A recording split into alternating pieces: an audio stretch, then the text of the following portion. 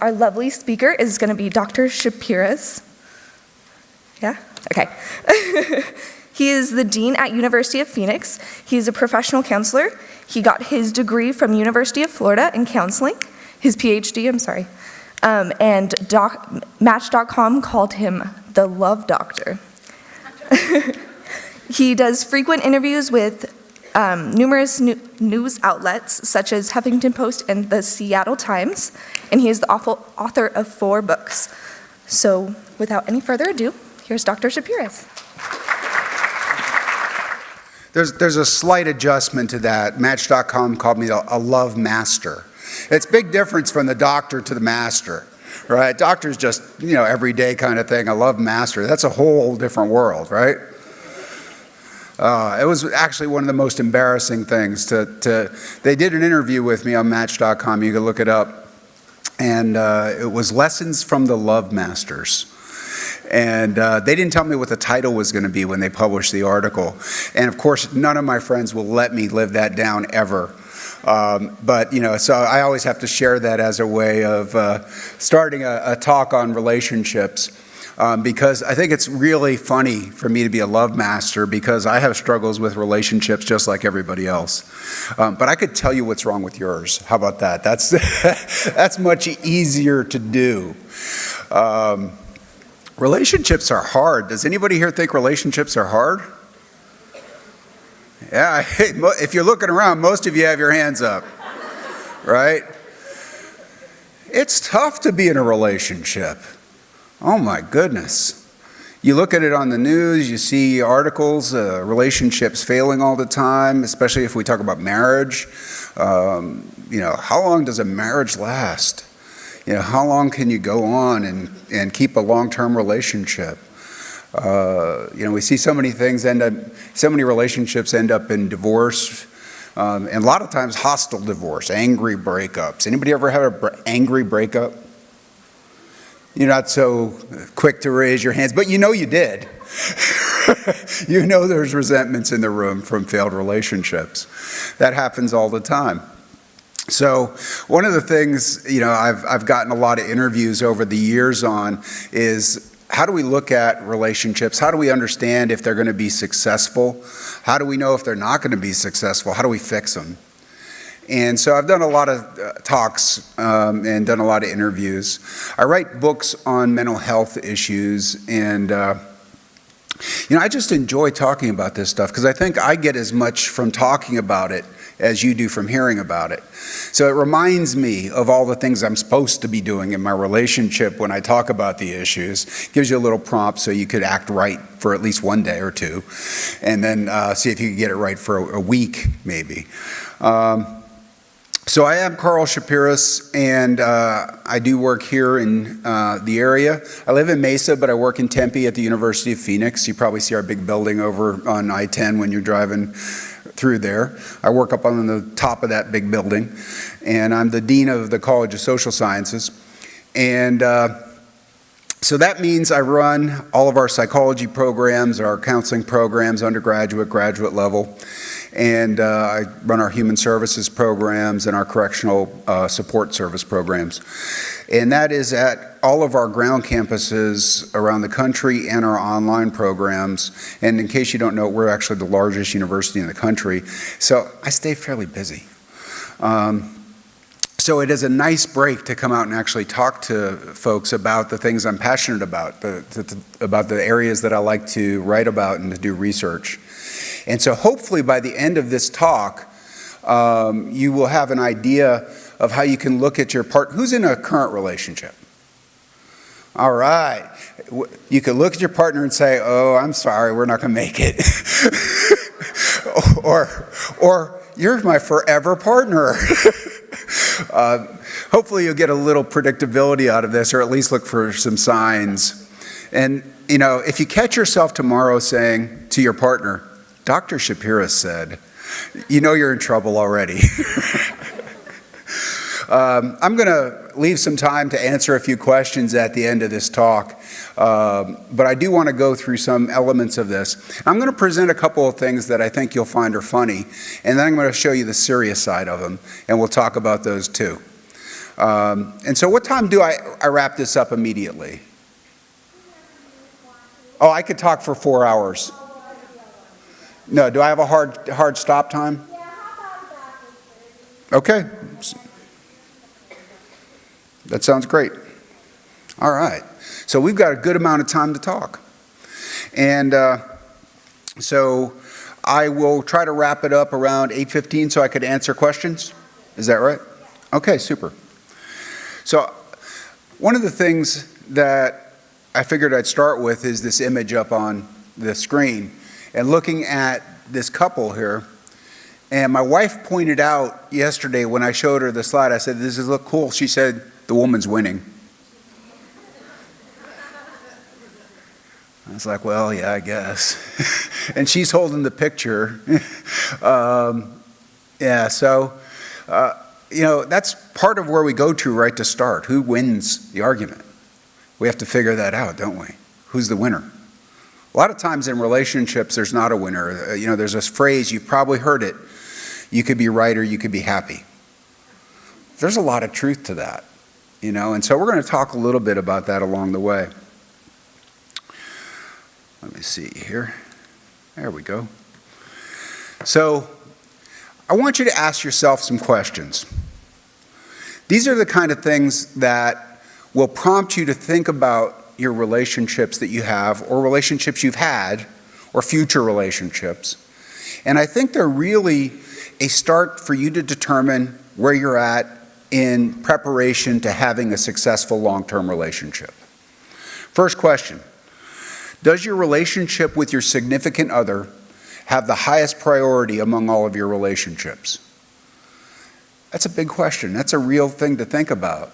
Where does this stand for me? If I look at friends, if I look at family, and I look at my significant other, where does that relationship stand in terms of having the highest priority among all the relationships I have? That might answer some questions for you already. We might not even need to talk about it anymore. You might have just answered where your relationship stands. The next question, it may seem simple, but I asked this to every couple that I talked to in therapy. Are you committed to making your relationship work? You'd be surprised. Sometimes people, come in together as a couple to do therapy, and they look at you and they've entered into this agreement to see me to figure out how to solve their problems. And I ask them that simple question, and one says, "No, I don't think so. I think I want out." And a lot of times that's permission when you ask the question for someone to have a reality check and see, is that really where they're at? And so this is one of those self-questions we have to ask ourselves when we're looking at our relationship. Am I committed to making it work? Now that, of course, doesn't mean that if you have a relationship going on and you're committed, that your partner's also committed. And you could be committed all you want, but if you're not committed together, the chances of the relationship succeeding are not very good. And so it has to be a mutual commitment in that sense. But it's important for you to be able to ask yourself as an individual, is this something that I'm committed to? That really prompts that other part of this. Is your relationship reciprocal? Is there a give and take? If you're giving acts of kindness to your partner, do they do the same for you? Is there an interaction that has a mutual benefit in the relationship? It's easy to tell if that's happening or not, or if the relationship's one-sided. But a lot of times we want to deny that element of it. And we can give, and the other partner's not. And we keep saying to ourselves, well, if we keep giving, they'll just go ahead and they'll get it and they'll start giving too. We know that doesn't always happen. And so that's a real important question. Is it a reciprocal relationship? And another piece that happens in a good relationship, and this happens over time, it doesn't happen when you first start to get to know someone, but have you created in a long-term relationship a shared meaning for your lives? Have you done something that kind of creates a vision of the future that puts you both together and that you're headed in the same direction? It's not just about the give and take of the day-to-day, but is there a shared purpose to how your relationship unfolds? and where you're headed together as partners? That's an important question. The next piece, okay, so let's say you're committed to the relationship and you say, yes, I'm in it for the long haul. That's good. But the next piece is, are you willing to change? You know, that is one of the questions we ask as therapists all the time. How many therapists does it take to change a light bulb? Anybody know? No, well, light bulbs can't change themselves. But the light bulb has to want to change. I like yours too. I think I might steal that and use it later. The light bulb has to change itself. I like that one. So it only takes one therapist to change the light bulb, but the light bulb has to want to change. And so when you look at your relationship interactions and the way that you behave with each other, the question is, when there's patterns that you discover that are not positive, that are not working to create enrichment and fulfillment in your relationship, are you willing to do something different about it? How many of you have ever tried a diet? I try them every day. Every day I make a commitment to my diet. By 9 a.m., I'm making a new commitment. There's stages of change. A lot of you are here in psychology, undergraduate. Have you heard of the trans-theoretical model of change? Anybody? It's by Prochaska, DiClemente, and Norcross. And they talk about it saying there's different stages of change where we have a pre-contemplation stage where we look at things and we say, life is grand, there's nothing wrong. And your partner's going, you are insane, our relationship sucks, right? You're just unaware, you have no idea, right? That's the part where I get the client to come into therapy and they say, well, my wife said to come in and I have no idea why. They're just unaware of there being a problem. That's pre-contemplation. I don't know that anything's wrong. Contemplation is when you say, okay, yeah, there's some struggles here. And let's talk about it from that diet perspective. You say, well, I know I put on a few pounds, but if anybody like me gets the smell of the fresh donut when it's baking at Dunkin' Donuts, and they're just coming out in the morning, you could go, yeah, I know I got on the scale, but that donut, it's good, right? And I could afford one more donut before I quit. And that's the contemplation stage. We haven't made the decision yet we want to do something different, even though we're aware there might be a problem. Think about that in terms of a relationship where you're struggling and you're having arguments and you're having some difficulties and you're recognizing it. You're saying, yeah, but it'll kind of adjust itself. It'll work itself out. We don't really have to do something different yet. Preparation is when you're saying, okay, look, I've recognized that I put on a few pounds. I got to take off the weight. And now for me, I'm almost 50 years old.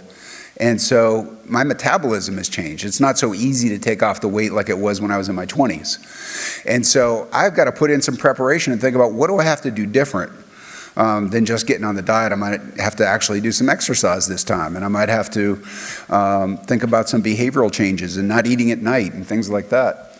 Well, when we start talking about relationships, it's not as easy to come up with some solutions as it is to think about a diet. If we think about a diet, you know immediately what to do. Let's stop eating the Dunkin' Donuts. When you're talking about a relationship, it's pretty complex. There's a lot of variables. What do I do to change? I might not know how. So thinking about that, that's where we get people to come into the counselor's office because they're not really sure of what to do next to make the change.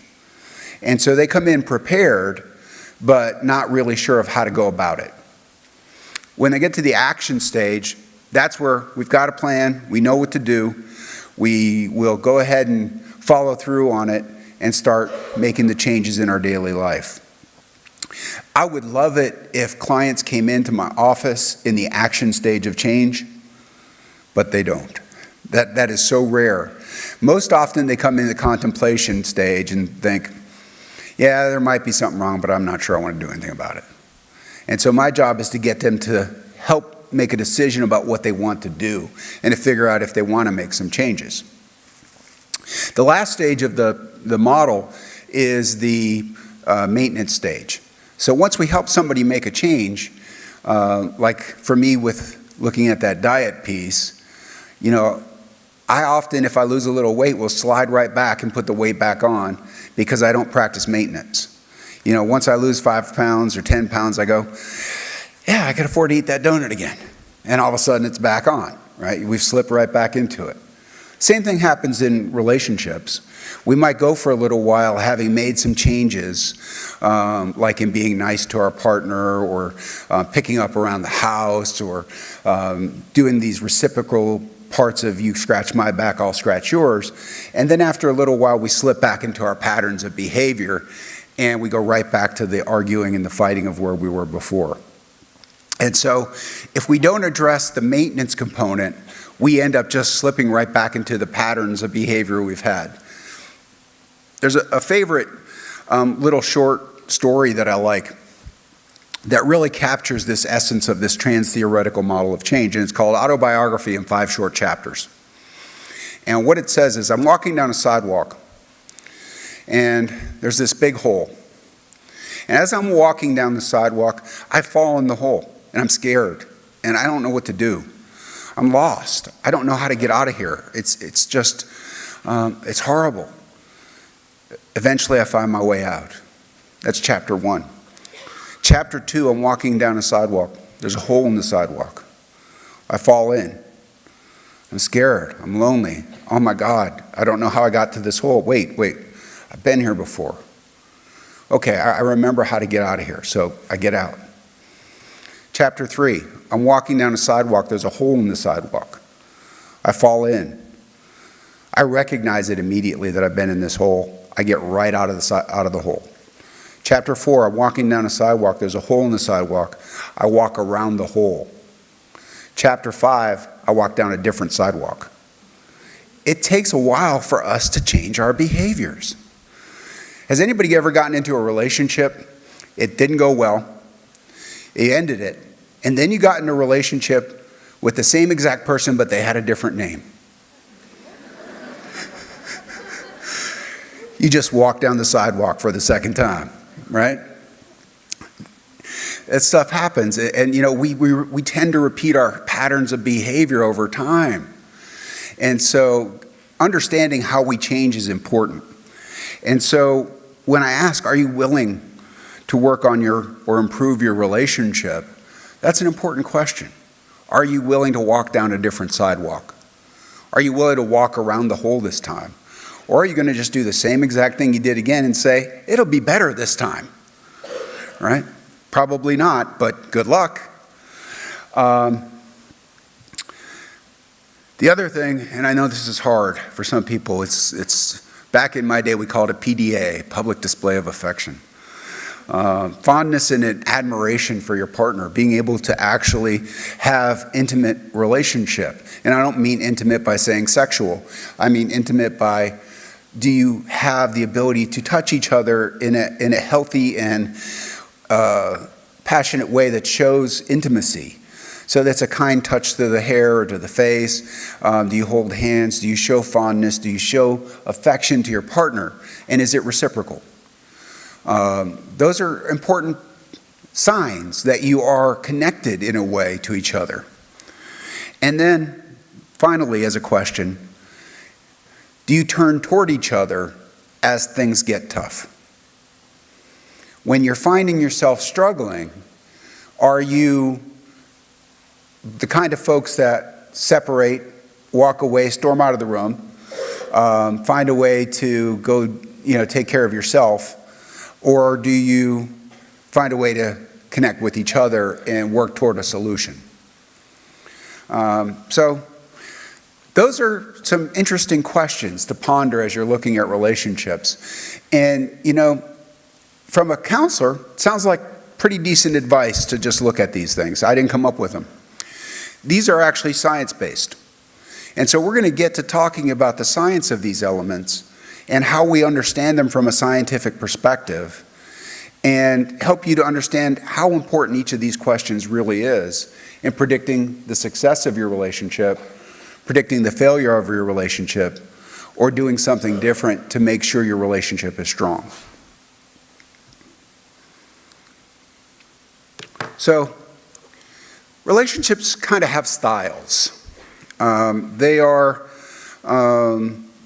usually some patterns that we see that we could look at with different couples and be able to tell what kind of relationship you have. So a validating relationship, I think you probably get that word. You understand what that means. We validate each other. We find a way of propping each other up and helping each other move forward. We're encouraging. We find a way of supporting each other, not just in when times are tough, but in reaching each other's goals, in finding a way through daily life. We're interested in each other. We're interested in each other's jobs. We're interested in each other's work. Well, those are the same things. That was a little redundant. We're interested in each other's jobs. We're interested in each other's friendships. We're interested in each other's hobbies and activities. And we find ways to validate each other's process. Volatile relationship. That's another style. Those could be really passionate and interesting. And they are energetic relationships, but they move and fluctuate in terms of the style of interaction over and over. So it could be passionate in terms of anger and passionate in terms of love, all within the same day. And those relationships are hard to predict where they go. And so that relationship has high energy, but it just fluctuates in how it's demonstrated from one day to the next or 1 hour to the next. And then there's the avoidance style of relationship. And that type of relationship is the one that is, I'm a master addiction counselor. And in my addictions work, we read the big book of Alcoholics Anonymous. And in that book, there's one phrase where it really captures this avoidant element where there's a tornado they're talking about, and somebody comes out of the storm cellar and says, "Look, Ma, ain't it grand that the wind stopped blowing?" You know, there's an avoidant element of talking about what's going on at the moment. And instead of addressing what the problems are in the relationship, you just pretend that there aren't any. And we just keep going on each day.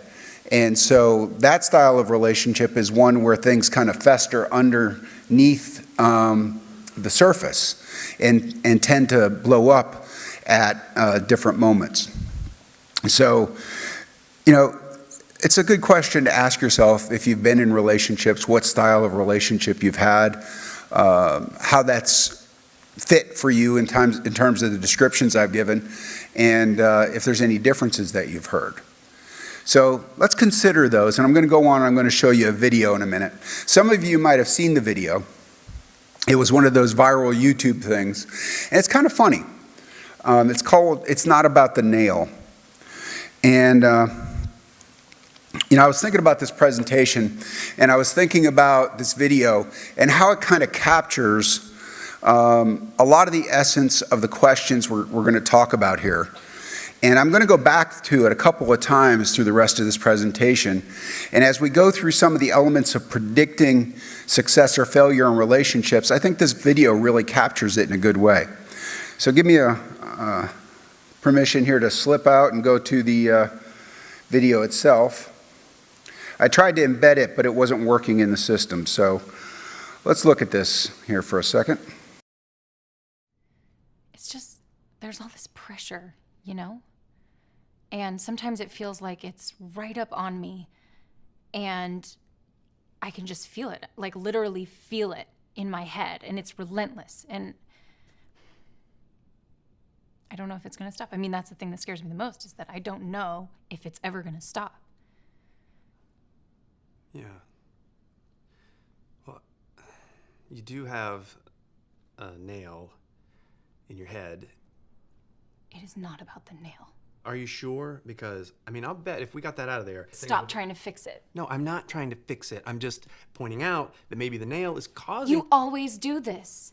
You always try to fix things when what I really need is for you to just listen. No, see, I don't think that is what you need. I think what you need is to get the nail See, you're out. not even listening now. Okay, fine. I will listen. Fine.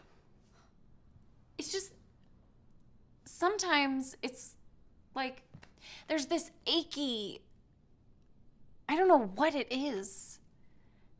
And I'm not sleeping very well at all. And all my sweaters are snagged. I mean, all of them. That sounds really hard. It is. Thank you. Ow! Come on, if you would just... Don't. Try to see things my way. Do I have to keep on talking till I can go on? We can work it out. We can work it out. It's funny, right? That's funny. It's not about the nail.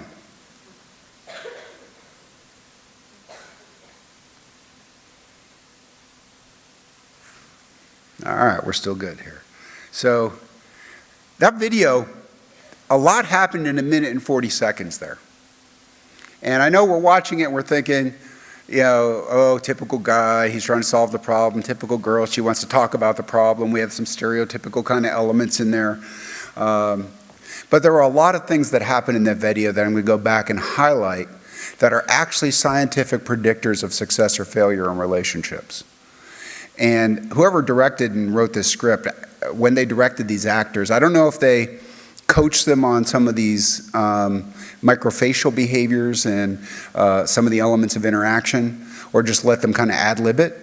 But it is right, it's perfect in terms of demonstrating some of the behaviors we want to see when we're looking at how do we predict success or failure.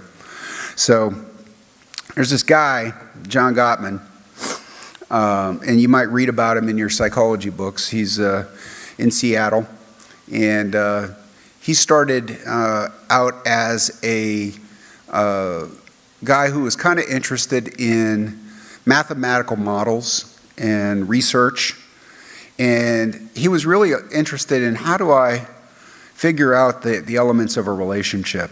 And he wanted to figure out how do I fix broken relationships. And his first idea was that if I could figure out what the problems are with a relationship, I can fix it. Over time, he came back and said, that's not true. Just because you know what's broken doesn't mean you can fix it. He had to actually go back and figure out what are the elements that make a relationship successful so that he can then take those elements and build on them and help people make changes. So just knowing what's wrong doesn't necessarily make things better. But Gottman's an interesting character. He still is a very involved research scientist. And he has taken the idea of creating a research laboratory that is very specific just to marriage and understanding relationships. And so even at one point he created an apartment laboratory where he had people come and stay in the apartment so he could watch and observe them and develop an understanding of what happened in terms of the relationship dynamics over time.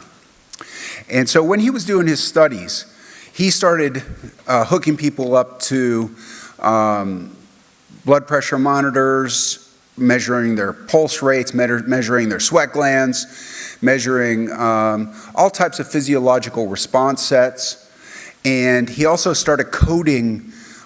He developed a coding system for looking at their microfacial behavior movements so he could know what looked like this idea of contempt, for example, which you could see up there.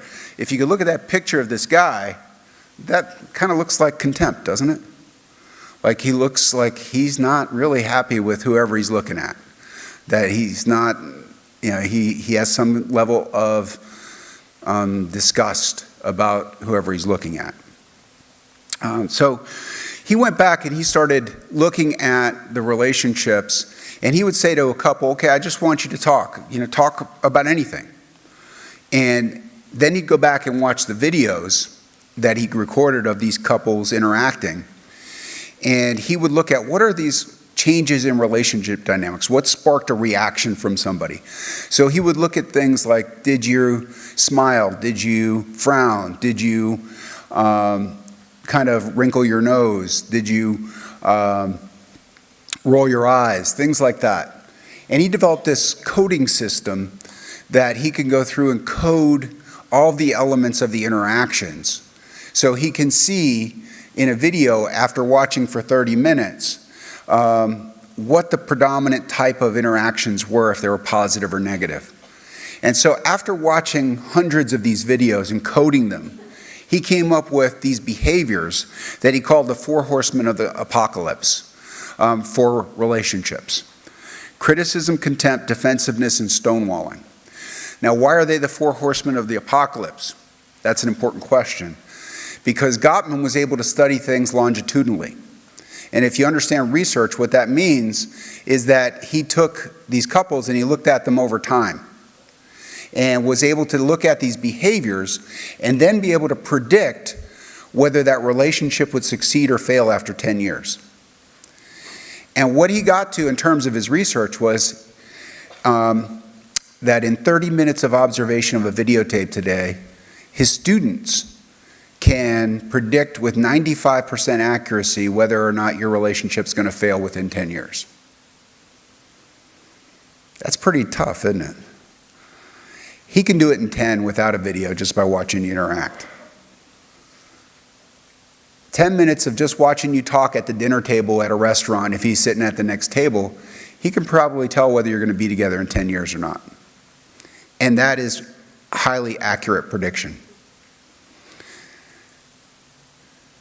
He's tied in the physiological responses, he's tied in the behavioral coding system, and he's done what he's called differential equation modeling, which is a sophisticated mathematical process that he can use to then take all these elements and predict out relationship success or failure over a 10-year period. That's pretty phenomenal stuff. And what he found as the main primary culprits in relationship failure were these 4 horsemen of the apocalypse. And so, criticism. When we're looking at our partner and we're talking about, you're a problem, you do this, I don't like it when this happens with you, this is something that's wrong. Let's check it out with the video again. So we'll go back here, and let's go to 45 seconds.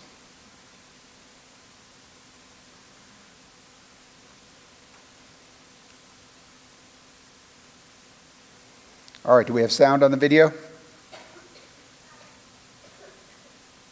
That maybe the nail is causing... You always do this. Right there. You always do this. That's one of those criticism elements. Have you ever caught yourself saying that to your partner? Everybody's saying, no, I just said it to mine the other day. We all can be critical in some elements, right? And it's not about the fact that do you do this ever? It's how often do you do it, and is it a primary interaction style in your relationships? Is it something that we see happening over and over again if I'm watching you interact? Right, so we had this little 1 minute and 40-second video, and all of a sudden right there it is. You always do this. So let's go back to the PowerPoint slide again. Contempt. Contempt is... can be very clear. It could be something you say. You could say you disgust me, or you just drive me crazy, or it could be something as simple that happens that you don't even know that you rolled your eyes when your partner said something. Right? And so, like Gottman will do that. He'll tape these kind of things, and subsequently we do too in our practice and in our clinics. We'll take a couple and watch them, and then we tape it, and then we could go back and show you the tape, and you don't even know that you did the eye rolling, but I could show it to you and say, here it is right here.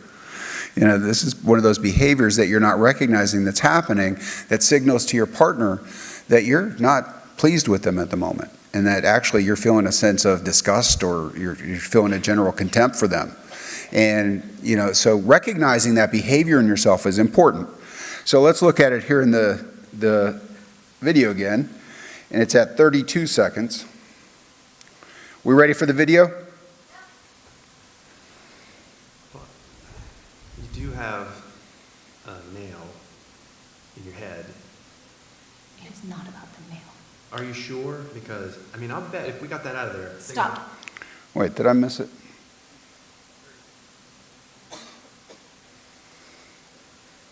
Trying to fix it. No, I'm not trying to fix it. I'm just pointing out that maybe the nail is causing... You always... I'm going to go back here. Yeah. Well, you do have a nail in your head. It is not about the nail. Are you sure? Because, I mean, I'll bet if we got that out of there. Stop trying to fix it. No, I'm not trying to fix it. I'm just pointing out that maybe the nail is causing. You always do this. You always try to. There it was. I had the wrong, it was 45 seconds, not 32 seconds. Let's watch that again. Watch what happens right at 45. That maybe the nail is causing. You always do this. You always try to fix. He kind of glances to the side, his eyes roll, and it's just this thing that happens. It's brief. It happens in a flash of a second. And we don't even recognize we're doing it. And this is just a little, YouTube video that's acted out, but he does it perfectly. And I don't even know if he recognized that he did it. They might have said, pretend like you're really unhappy with your partner and he's, in this role, and he just does that automatically. And so you see that eye roll. That's one of those things. And again, it's not that you do that, it's how often do you do it and how much does that play a role in your relationship satisfaction. So let's go back to the PowerPoint again. Defensiveness. That's when, instead of being able to get into a discussion about what's going on, if I bring something up to you in your relationship, in our relationship, and I have something I want to talk about, that you try to turn the tables and make it about me. And that you're saying, wait, hey, and you see this kind of posturing, right? You notice your hands go up. It's kind of a defensive motion. And we can watch that happening in the interaction between a couple that, we used to say, talk to the hand. Well, that didn't come out of nowhere. It's because people have this automatic reaction when they're in a defensive mode that the hands go up. And it's not defending yourself from being attacked. There's actually this posture that says to somebody, back off, and that I'm not interested in resolving this. And so we have this automatic behavior we do that signals to our partner, we're not ready to solve a problem. And so let's look at it in here. And it is at 50 seconds this time. So I'm going to play it from 46. Things when what I really need is for you to just listen. See, I don't think that is what you need. I think what you need is to get the nail See, out. you're not even listening now. Okay. So, one of them's trying to solve, and he's saying, look, there's obviously a nail in your head. All right? If you just pull the nail out, I think you're going to have a little bit of better solution. Things are going to be better. And instead of addressing what he says, she says, if you would just listen. Right? So there's no acknowledgement of what the partner said.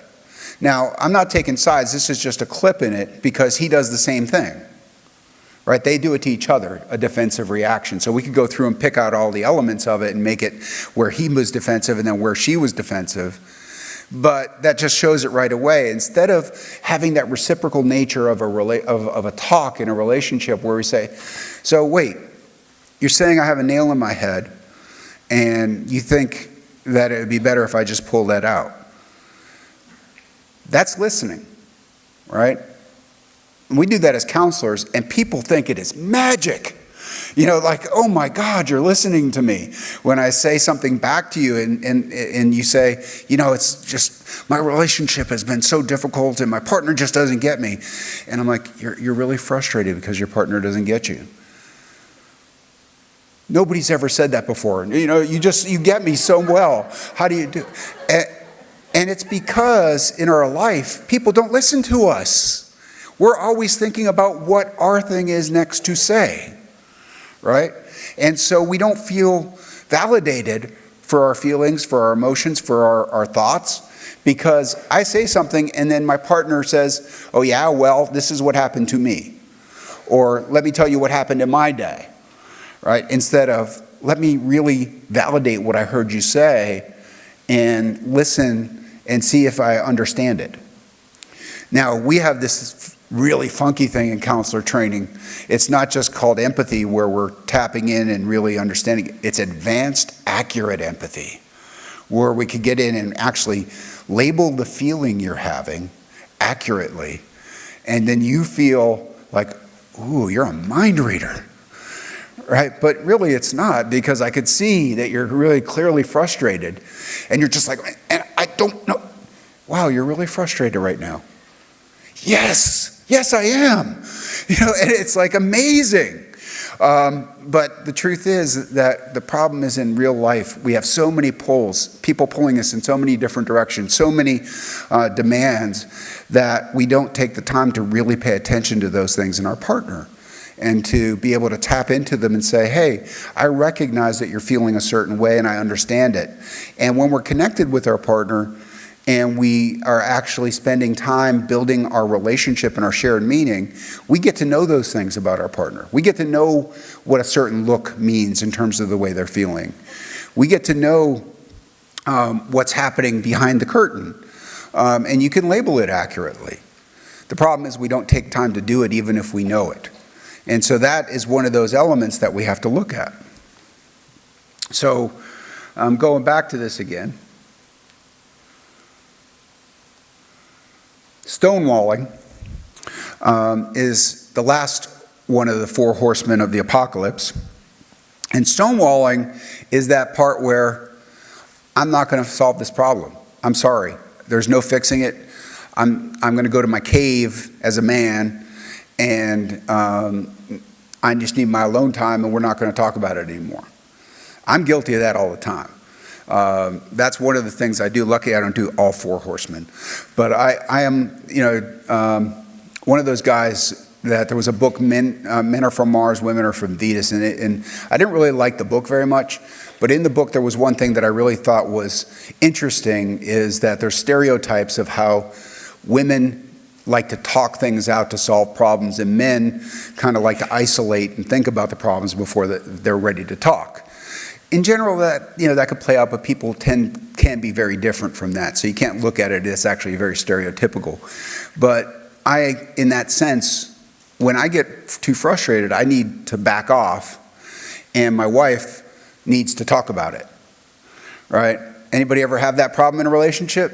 Yeah, I see some hands going up. It's a true thing, and what we can do reciprocally in our relationships is recognize what's happening for our partner and spend time talking about that.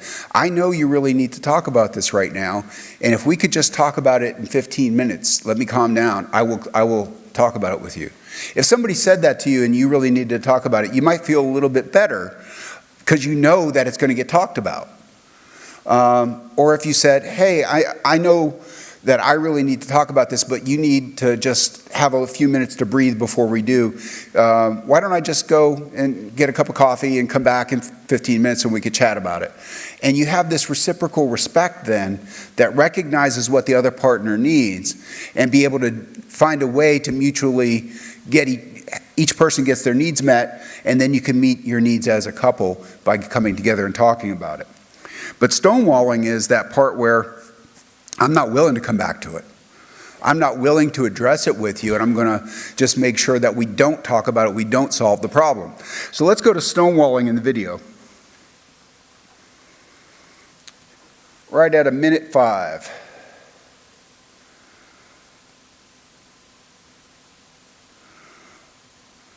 We ready for the video? All right, we got thumbs up. Sometimes it's like there's this achy, I don't know what it is. Is he really invested in listening to her?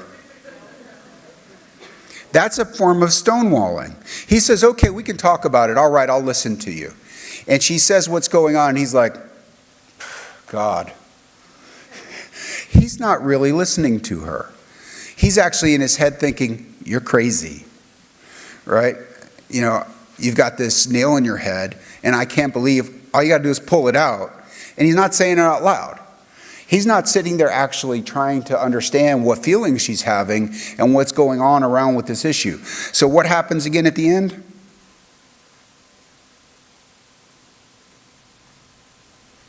Ow! Come on, if you would just... If he was really listening, there wouldn't be that come on, because he wasn't sitting there really trying to authentically figure out what was going on with her emotions. So when we watch this video, it's funny, right? We watch this interaction, we go, oh my God, it's a nail in her head, ha ha ha. But if you break it down and you look at the little ways they interact, the things they say to each other, the way they behave in their interactions, those are all parts of what Gottman took 30 years ago and was able to predict marriage success and failure with. We see in this video right off the bat, criticism. You always do this, you always try to fix it, you never listen. Every time there's something wrong with me, you don't ever pay attention. And he's like, you just don't want to do anything about the issue. The issue's right there, it's right in your forehead. You don't want to manage it. He's critical. She's critical. Contempt. You mostly see the contempt in the video from him. He rolls his eyes about a dozen times in a minute and 40 seconds. If you go back and watch that over and over again, it's just that way that they interact with each other's facial expressions that he has that just show that contempt for people. Now, we use microfacial expressions all the time in psychology. And we can find, if you just do Google searches for contempt, you could pull up hundreds of images that really capture the emotion. But if you just videotape couples that you know, and do it for about a 15-minute period, and you go back and watch the video, you probably see at least one contempt in that 15-minute interaction. So again, it's not the fact that it happens, it's how often is it happening. The defensiveness, the stonewalling, like I said, they're present in all relationships. It's the fact of how often do they occur. So what that means is that we end up in a cycle of negativity if we have these things occurring too often. And everybody knows what occurs when you have a cycle or a pattern of behavior, especially when it's in terms of relationships. If we have this pattern where we're stonewalling, we're defensive, we're criticizing, then we are going to end up combusting. And so the negative interactions that we're having end up becoming a pattern of behavior that just unfold on each other over and over again.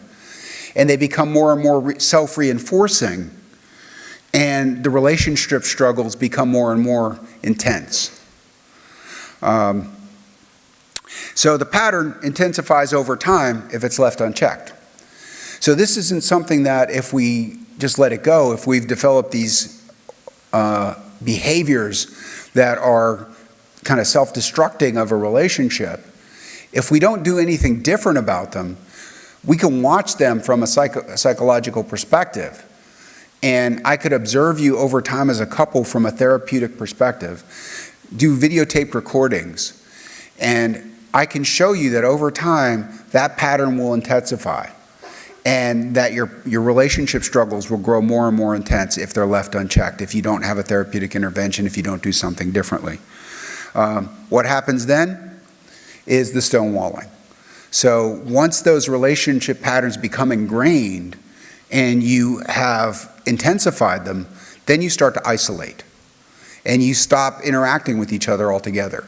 You might live in the same household, but you're not talking, you're maybe not sleeping in the same beds, you're not interacting healthy manner, you're basically two single people living in the same household.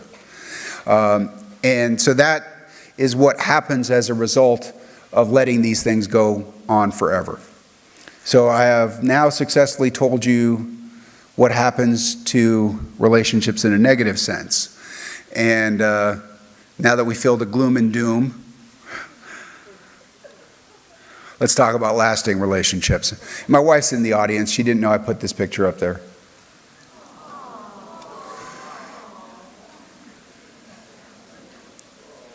So I talked about the things that I do wrong, right? I do some things right. Right? I am the love master, by the way. So we just took this picture not too long ago. It was over the,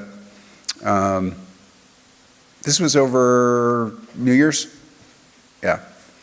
So this was actually just this past, about 30 days ago. And it was a spontaneous picture. That's one of the things that I really like about it. It's not one of those pictures that you get where people are posed. If you go to one of the studios and you go to the Sears Portrait Studio and they have you sitting next to each other and they say, look this way, look that way. This was actually one of those things that was just kind of spontaneous and we got the picture taken. And I think it shows, you know, there's a lot in it. You know, there's the smile, there's the eye contact. You see my wife reaching up and touching my face. There's an intimacy in it. Believe it or not, I could, from a therapeutic stance, from an analysis stance, I could have you bring in pictures of your relationship. I don't even need to see the video interactions, and I could tell you a lot by looking at just a couple of pictures. Where do you stand next to your partner? How do you interact now if it's a Sears Portrait Studio picture, that's different.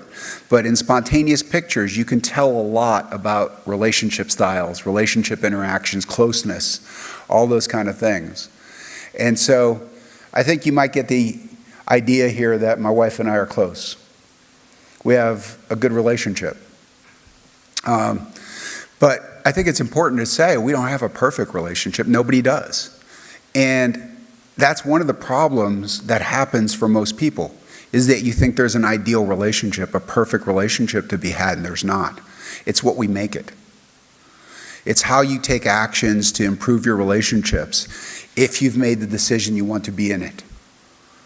So what can you do? First off, we know by looking at these longitudinal studies and looking at couples over time and interviewing them over and over again, that by talking to couples, one of the things that the couples who stay together for long periods of time consistently say over and over again is that their partner is their best friend. It's important. Lasting relationships are based in friendship. And that's one of the essential ingredients.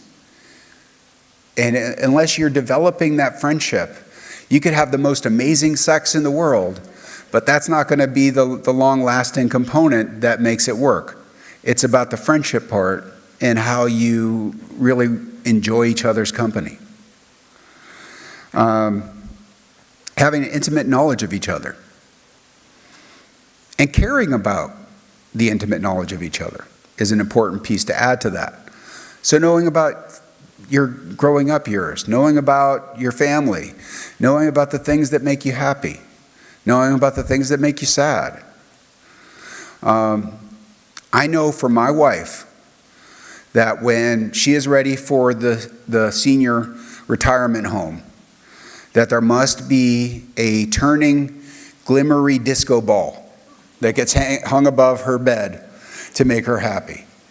Anything shiny. She loves anything shiny. So we even have it down to the fact of what happens when she no longer is really cognizant of the world, but she's in her room in the retirement home, and then she has her little disco ball.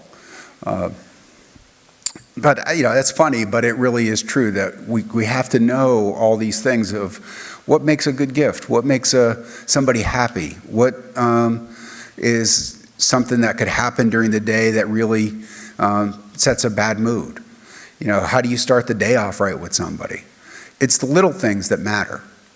And we say that over and over again in our language when we talk to each other, that the little things matter, but in truth, in relationships, that is a key ingredient, is knowing the little things about our partners. Acceptance and respect.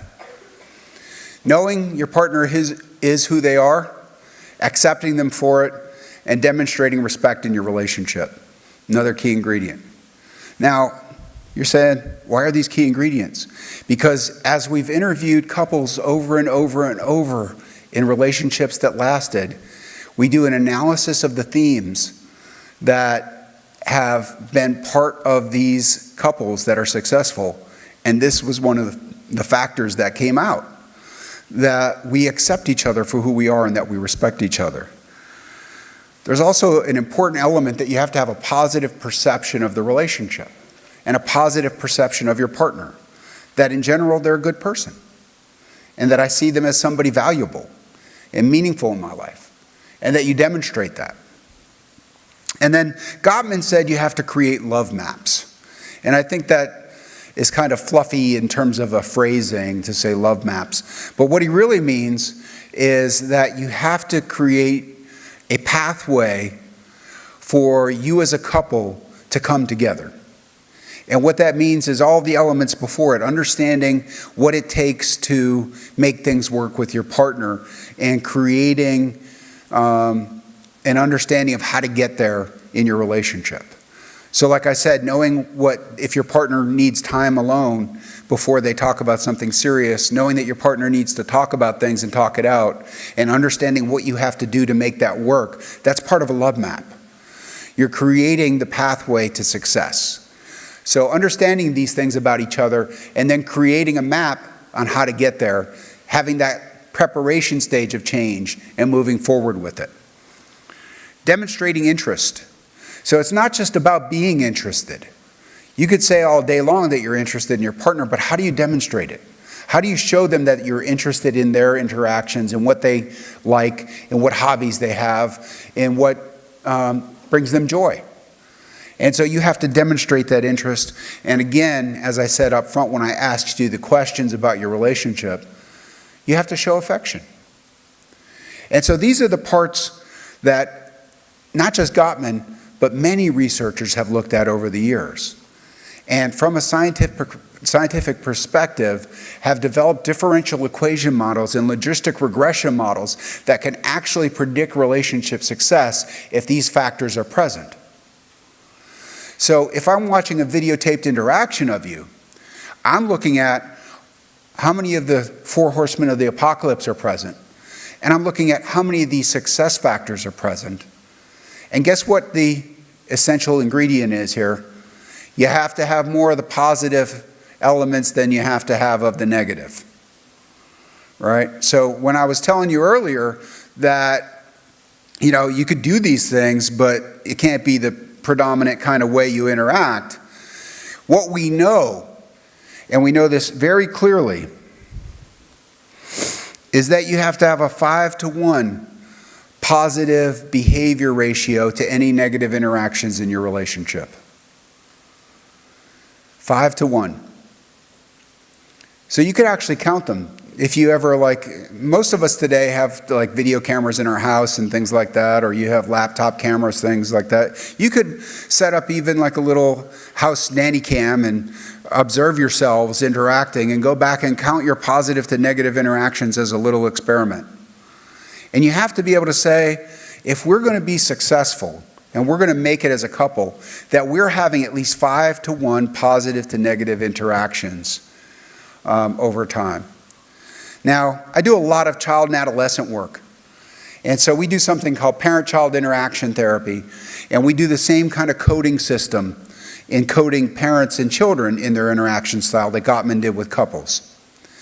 And so what we'll do is we'll send kids into the clinic, into the playroom with their parents, and I'll say, I want you to play together. There's toys in there. Pick out whatever you like. Let the child pick out whatever they like. You guys just go play. We're going to observe you for 15 minutes, and then we'll let you know when the time's up. That's the only instructions we give. And then we go back and we code those interactions in the playroom, and we look at the behaviors. And I look for things like praise, where the parent's reflecting back what the child's saying and showing that they're listening. I look to see if the parent's actually getting down playing with the child and imitating what they're doing. If they're kind of interacting and describing what they see the child doing, I see you're playing with the truck.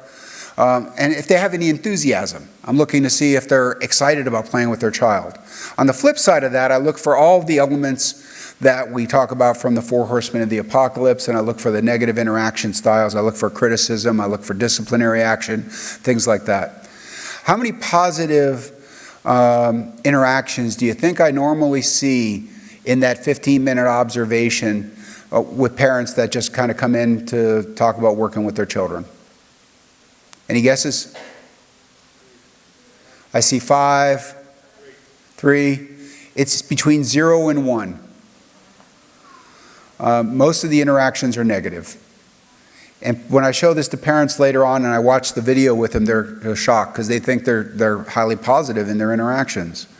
The same goes through for our relationships. We have a lot of negative interactions when we code them and watch them later. So you might have this idea that, ain't it grand, the wind stopped blowing. But the truth is that you're having a lot of negative interactions that are going on. And so you have to start to raise awareness of your interaction styles and to really pay attention. Am I having positive to negative, am I having a greater positive to negative interaction ratio? Now, one of the things you can practice actively is empathy. We can't train you to be an empathic person. If you don't have the capacity for empathy, that is very difficult for us to create within you.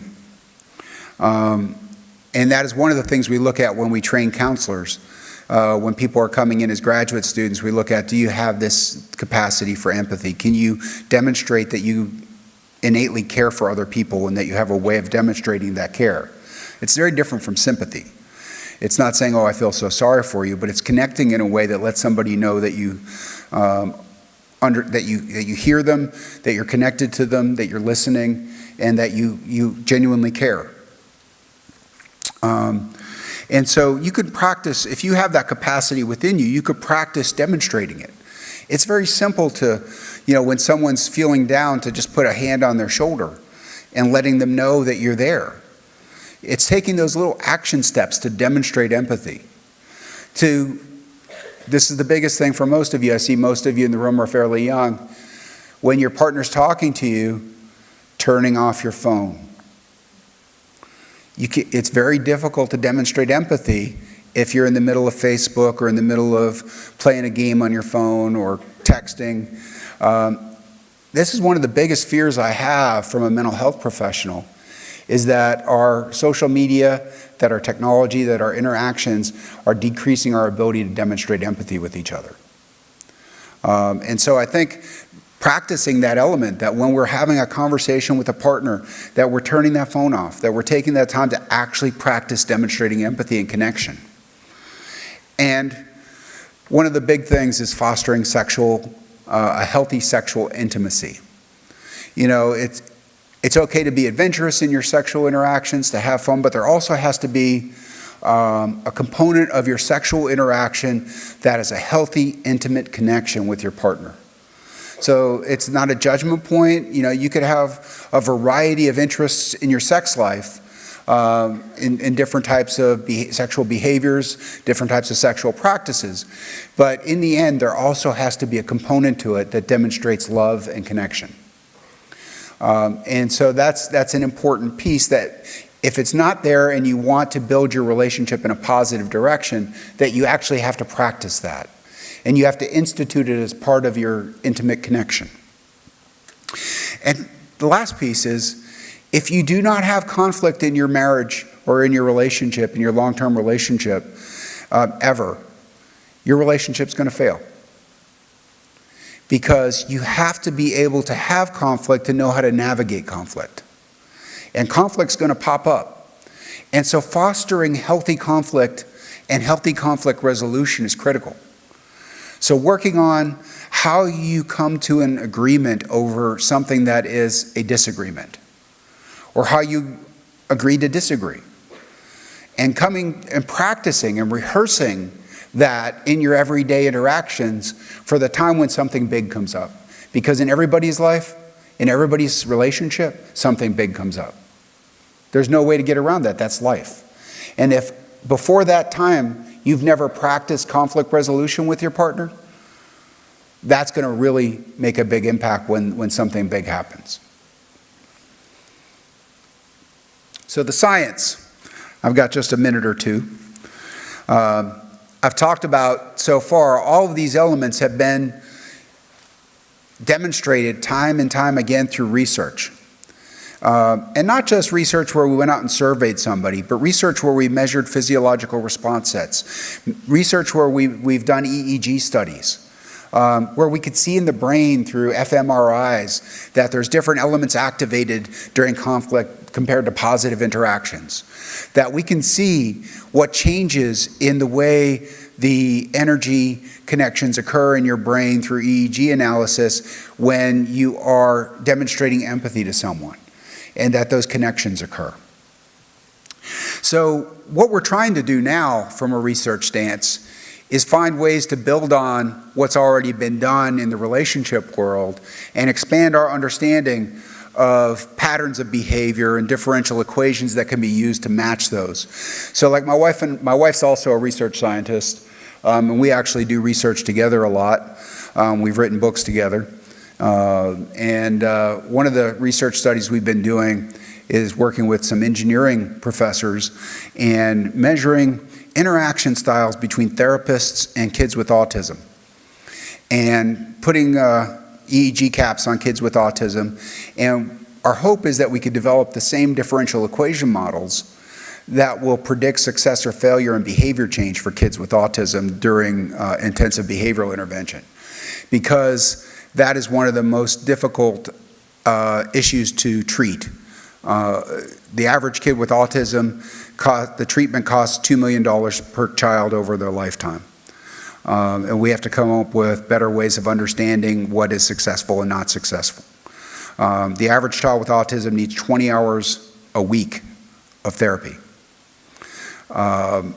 So if you think about those kind of things, it's really important for us to develop ways of understanding the therapeutic relationship with kids with autism and what predicts success or failure there. And for us to be able not just to come up with an idea about it, but to understand the neuroscience behind it, the same way we are with romantic relationships. So we're in the process of looking at how do we develop a behavioral coding system that could be adjusted from the one that is tied to romantic relationships, which is the specific affect coding system that Gottman developed. So a colleague of ours, Paul Peluso, down at Florida Atlantic University, started the process by looking at just you as an adult interacting with a therapist and him predicting success or failure, working with Gottman to come up with the SPAF coding system to look at videos of the therapeutic interaction during a counseling session. And he is now able to find a way to predict whether your counseling as an adult is going to be successful or not, using all the physiological response sets, using the SPAF coding system, the EEG analysis, and we can now say, hey, you know, it's not just this touchy-feely thing of is therapy going to be okay, but the fact is that we can predict it using the same differential equation models that Gottman developed. So the whole thing now is prediction and replication. Can we continue to demonstrate over and over again that we find the same results given numbers and numbers of studies? And so far, in terms of success or failure of your relationships, it holds water that we can show whether your relationship is going to succeed or fail. There's a book called Blink by Malcolm Gladwell. If you haven't read it, pick it up. It talks a lot about Gottman's research and how he can just look at some couple for 10 minutes. And the fact is that it's called trained intuition, that he's done this so many times, he's looked at so many couples that he can now say, without even doing the coding system, I see all of those things, and I know without really thinking about it that your relationship is going to succeed or fail. And the chances are that he's 90 to 95% accurate because of all the training he's gone through. It's just part of his normal process. So I was on the phone today. I was in a room observing a interaction. It was an evaluation process, and we had a subject that was doing some computer interaction, and we had a user interface test expert that was working with that subject. And so I was observing, and we didn't know anything about the subject, but I was listening to the subject and I'm saying to myself, wow, her speech is pressured. It's at an increased rate. And I'm going through this in my head. She's jumping around the page a lot. And there were more and more elements that popped up, and finally I said to myself, this woman has bipolar disorder. And it was about 10 minutes into the observation. I didn't see the woman, I heard her talking, I watched her interaction just on a computer screen with a mouse. And I was seeing her use of the computer screen. At the end of the interaction, she talked about how her problems led her back out in the street, and she had lived on the street for a couple of years, and that she had always thought she was defective, and guess what? She had bipolar disorder. The fact is that we go through this research stuff so much, we code these behaviors so often, that we can see these things without having the coding system in it. So I'm telling you that because it's easy to just say this is, kind of fluffy stuff to talk about, do you show intimacy with your partner? Do you listen? Do you show empathy? Are you reciprocal? we can predict these things out in science, and we can show you in video, and then we can do it over time and demonstrate to you that this stuff is true. So if you see the 4 horsemen of the apocalypse in your relationship, it's not too late. You can do something about it. You can start to work toward creating those signs of a successful relationship and demonstrating and practicing a healthy interaction style. It's up to you whether you decide if you have the commitment to each other to do that or not.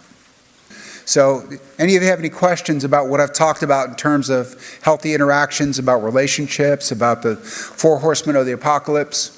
Anybody have a nail in the forehead? Go ahead, toward the back row here.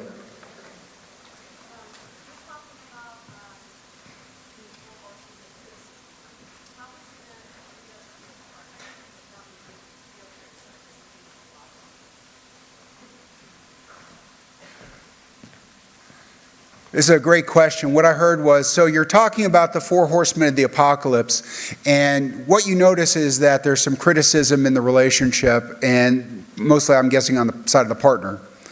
How do you bring that up to your partner without it causing a fight?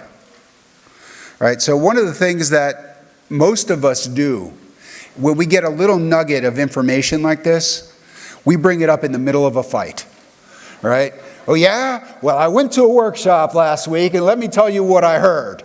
And this is what you're doing, right? And that, of course, is not going to work. So thinking about, having a time to actually have a relationship talk that is healthy. Not it's time for us to have a talk and, lay things on the line and decide where this is going. But really, if there's a commitment with each other to say, hey, I figured out some things that I think could help us do better as a couple. And I think it'll be healthy for you to figure out for you what are some things you can do as well, so it's not just about your partner. So, there's some things that I could see that I'm identifying from a talk I went to that could help us really be a better couple. And so one of the things might be that, when I'm interacting with you, that I put my phone down and I listen. One of the things that I heard was that there's some ways that criticism can really impact a relationship negatively. And this is what it looks like, and this is what I hear you saying sometimes. And I'm wondering if there's ways we can get around that, if we could do it differently. And can we work together to make that happen? If it's all about the other person, you say, you need to do it differently, that probably is going to set up a defensiveness. But if there's a way you can work together to battle the problem and make the problem external to the person. So criticism has become a part of our relationship. How can we work together to eliminate that? And I think that's an important way to put it, because otherwise you're putting the person on the defensive instead of joining with them and saying, let's look at criticism as something that's come in to impact us negatively. Let's figure out how to fix it. Does that make sense? I have a question in the back. Sweater, yeah. So you talked about essentially the positive is one of the parts of let go of the ideal. Yes. What are just a few steps of how to let go of the ideal? So how do we let go of the ideal of a relationship? Part of the problem is that the media has kind of created this model through movies, through TV, of what a relationship should be. And we look at our relationship and we see the flaws in it, and we think about, oh my God, this is not what a relationship is supposed to be. And so what I think the biggest steps are is individually to take a realistic appraisal of your relationship and recognize that every relationship has positive and negatives, and to see if there's the positives outweigh the negatives, right? That's the biggest piece. Do our positives in our relationship outweigh the negative? You always look at, is the grass greener on the other side? Does this other couple that looks so happy, they probably have a perfect life, and the truth is you're just not seeing their interactions. And so it's about changing the lens with which you view the world and recognizing that other people have just as many problems as you. That every couple, even the couples that are successful that we interviewed, have had struggles. They've had fights. They've had arguments. They've had things that have gone on for a while, things that have threatened their relationship. The thing that's different is those threats to the relationship, they've come toward each other and turned together to help it grow stronger in the end.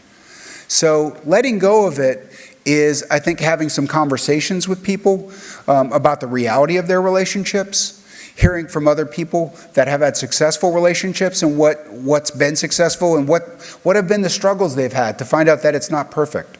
You know, it's asking those questions and talking about it, but recognizing in reality sense that we don't live in a TV or movie world, that everybody struggles.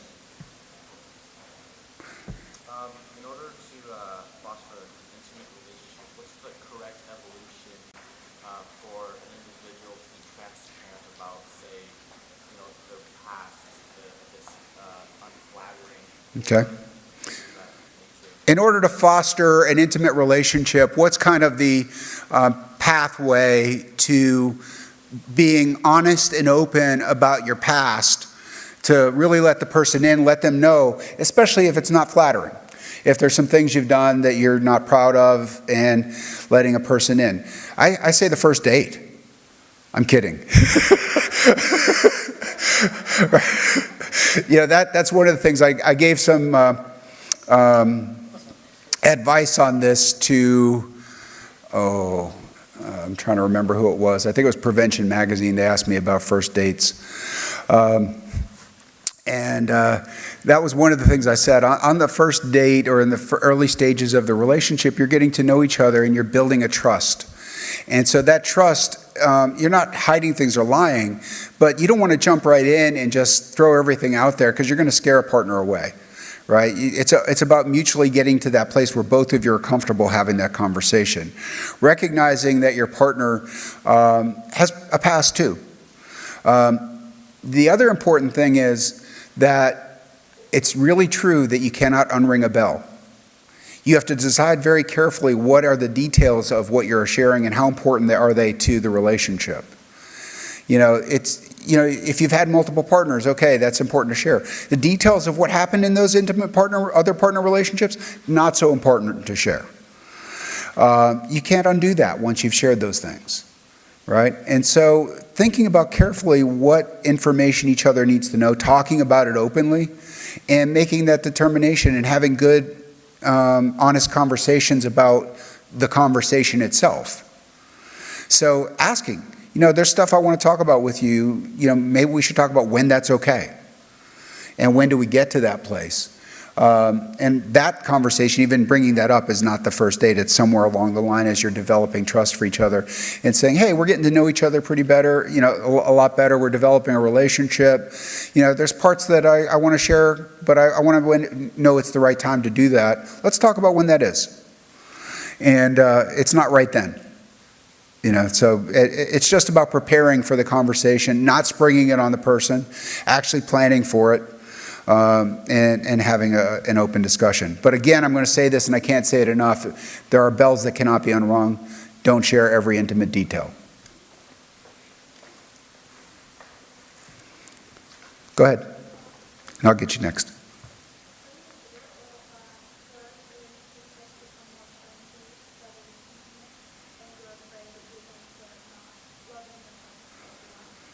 So I'm going to take one more question after this, and then we'll wrap up because I want to be respectful of your time. I notice a lot of people are leaving.